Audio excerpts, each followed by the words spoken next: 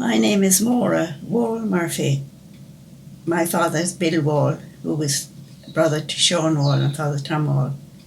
And I was born in 1931, 10 years after the Civil War.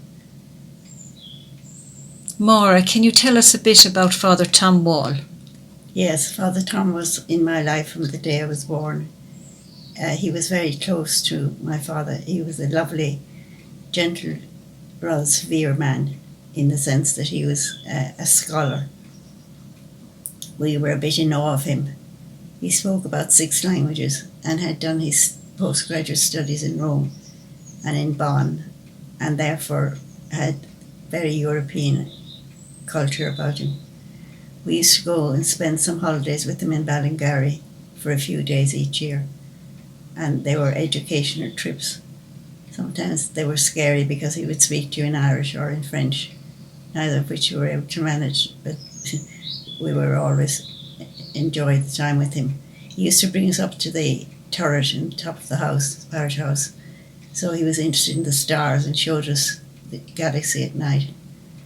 And then another day we'd go to Loughgar and look at the antiquity of Loughgar. He was friendly with the Hunts.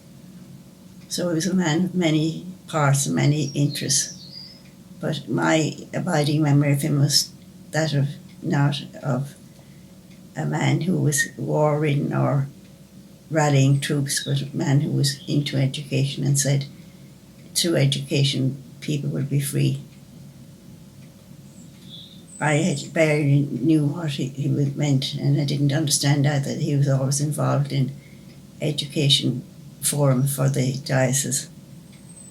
The job I got when I went to him was to gather his geographical magazines and put them in order by relatives of the date. And I remember he had one of those little ladders, those little wooden ladders that you climb up to put the things on the top shelf. And I couldn't understand what his interest was in either the National Geographic or some of the other historic manuals. It was kind of boring for a child. But the kind of man he was he was a very, as the parishioners would say, holy man. He was constantly questioning you and constantly opening you to new things. He found me once reading, when I was sick at home from school, reading 4 books which were banned, and said, where did I get them? I got them in a little shop library which was near us at home. One was, the ones I can remember best was Without My Cloak by Kate O'Brien. She'd been to school in Orly as well. And the other one was, I think it was The 3 Musketeers of one of these. So that was my encounter with him, of reading, what kind of reading I was doing. Maura, can you tell us about Sean Wall? Yes, Sean was the youngest in the Wall family of the boys, and he was very much, his presence was around, even though he was dead 10 years when I was born. We were very close to his family. His wife was my favourite aunt, and she was, as somebody used to say, the mother of sorrows, but she never showed that. I remember her always smiling, but the tears would not be far behind. When you think of it, she was only a young woman when she was left with 5 children, the youngest born the morning that he was killed. And the awful thing about it for me as a child was I couldn't ever get the story about how he died or what exactly happened. There were vague stories. And the sad thing was he was highly prized as a captive. But what happened was he was shot, I think, by some stray bullet from maybe the IRA or maybe from the police, the RIC at the time. But nobody was very sure, and therefore my father was heartbroken, and he used to say his photograph was put up in the barracks in Limerick because they didn't know who he was. And for me that was the exact opposite of the kind of man I thought he was. The theory in our house was, my father's constant quotation was, greater love than this no man had, than a man laid down his life for his friend or his family or his country. For me, that was a contradiction. Why lay down his life when he could have lived it? He was, according to his stories, he was a brilliant engineer. He was a doer, he was a good commander, he was a good administrator, and he was artistic. He met his wife in Bruff. She used to tell us when they were 19, and they'd started a drama group in Bruff, and she was in it, the leading lady, and he was the leading man. So it was a very romantic love relationship. And in a way, she never moved from that, in the sense that that, I think, was her strength. The other sad thing was that her eldest son, whom she absolutely loved as much as the others, but in a special way, got TB and died when he was 17. And that was another heartbreak. So now she'd lost her husband and now her son. So she was a woman, I think, an extraordinary woman, really, in terms of we don't pay enough attention to the women and what they suffered and what they at times encouraged during the War of Independence and during the Civil War. During all wars, women carry that role, I think, of supporting their men and in a way, I suppose, seen to be agreeing with the principles. But for me, I was always a rebel about this because I had a very romantic view of Maura Wall and didn't want to see him as a soldier killing other men, but as some kind of a warrior going out, a hero. So that was my... Now the other sad thing for me as a child trying to work out was he died in May 1921, and the truce was called just a month later. My father used to say if only he had lived that 1 month. He was a friend of Michael Collins and would have sided with Collins, and the rift in the family would not have happened. There was a lot of mystery about it all, and so you weren't allowed to be angry about it or be soft about it. It's just a fact, rarely spoken about. Maura, could you tell us anything about the women in the Wall family? The women in the Wall family, well, the only one that I heard of was my grandmother, who would be Tom and Sean and Bill's mother. And her name was Woods. She comes from a family of Fenians, and my father used to go back and talk about the Wall's involvement in I suppose, fighting for a free Ireland. They were,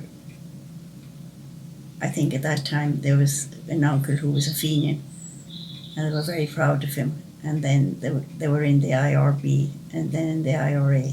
So it passed on the family. They were very politically aware family. The only woman that I knew of, or that was called out to us as very special, was Maura Wall. She was Sean's and Tom and Bill's sister.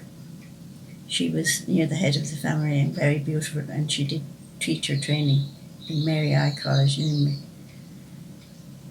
That must have been at the beginning of the century. Now I know she was teaching in a private school for one of the landlords, and when they found out her political views, she was sacked from that job and she went to work in Arbolan and off Cork. At that time she was married and had 5 children. After that it becomes a mystery. She died young and there was a cloak drawn around that as well. Except my father used to love her and my uncle as well. And they would say, our beautiful sister Mary. That's the only time that I heard them talking about her. My father was the one who was always talking about Mary. He said she was a real bossy sister, that he had a wonderful love for her. My father, Bill Wall, was the third of that family who was involved with the Irish Republican volunteers. He was by profession, as was by trade, he was a well-born contractor. and was involved with explosives, so he used to make the bombs. And many times the explosions weren't great, so they would go to all the trouble of making bombs, and then sometimes they didn't go off. So he used to joke about it himself. So in many ways, he became a surrogate father to Sean's 5 children when Sean died. And also Father Tom took a keen interest, so we were very close to Sean's 5 children. I never saw them growing up angry or in any way disturbed. They seemed in some way to have that constant idea of sacrifice in their lives. The eldest boy who died was going for the priesthood and died at 17. The next girl became a teacher, a scientist in science, and she joined the little Company of Mary nuns and taught in South Africa. And the third girl, another girl, became a radiographer and entered the Company of Mary. She worked in South Africa as well. Gerald became a priest. Governorate was the eldest girl, and she was at home with her mother. A lot of the time she did home economy. But they grew through life with an ease, and when they would ask me did I know anything about their father, because they could not talk about him to their mother, who would weep, and they were always trying to protect her from feeling the pain and loss. I'm sure it was to be the same in all families, where the men died and the women were left, and the men were the heroes. So in many ways they were, if you like, could not grieve in a way that the men weren't taken from them. Men went out and were warriors and died. That was always a problem for me, I must say, growing up. Talking about commemoration, we were always commemorating something when I was a child growing up. If it wasn't statues of Sean Wall or plaques outside hotels or whatever it was, and I would say, why are we always going back commemorating the past? And there was always talk about the statue in Bruff. Whether or not people wanted it or didn't want it, anyway, it seemed to go on forever. My father, I think, was in that committee setting it up. As far as I was concerned, I had moved in a different direction, and I was studying in London for a year and amazed to find that the English were very civilised, and the same in America. So I queried why were we always commemorating the dead. Now I'm better able to see why, because it's necessary for us to remember the people who have gone before us, even though each war, and any war I was in a country when they were fighting was in Belfast during the last Troubles. I was in Africa during the Biafran War. I was also in Limerick, of course, when they were Fianna Fáil were in the first Parliament in the 1932 when Dev got in. So I seem to be in, and also then in America during the war when Martin Luther King, and as social workers, social students, we were joining in all the marches. So every war was to end the previous war. And then, of course, you realise as you grow older, there's no end to the wars, that the wars keep happening. I think it was Leonard Cohen who said, there'll be a war, and the wars go on, and the wars go on every year, even though we think it's over. So I think it's important to commemorate the dead, but I think we have to commemorate all the dead, not just the dead on one side. But what motivated all those young men to go out and give their lives? In many ways, was it for people or territory? And I think we've come to realise that they did it for people, or they thought they were doing for people, when in many other ways they interpreted it as territory. I think we've all moved on from there now, but I still think Sean Wall is, for me, his heroism, and my father's and Father Tom's heroism was not in the fighting the Republicans for territory, but in their love for their fellow man and their interpretation of all who died and why they were all struggling and why they continue to struggle today in America in Black Lives Matter.